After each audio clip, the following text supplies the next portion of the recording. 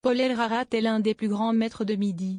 Le jeune homme porteur du syndrome d'Asperger, un trouble du spectre de l'autisme, s'est fait connaître en 2019 en participant 153 fois à l'émission Les 12 coups de midi sur TF1.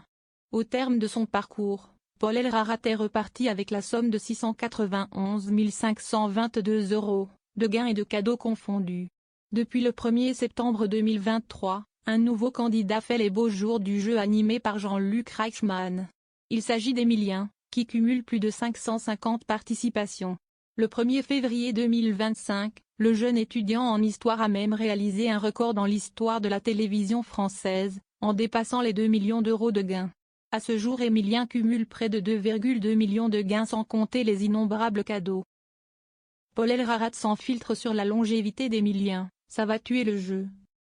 Interrogé par nos confrères du Buzz Télévision, Paul El-Rarat a livré un avis tranché sur la longévité exceptionnelle d'Emilien dans les 12 coups de midi. « Je pense qu'il faut arrêter un peu, sinon après ça va tuer le jeu », a-t-il affirmé sans filtre.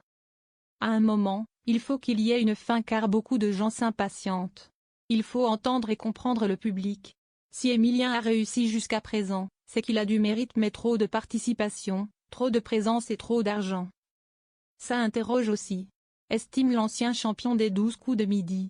Et de conclure, il y a une forme d'injustice vis-à-vis des autres, ceux qui regardent ou qui veulent participer.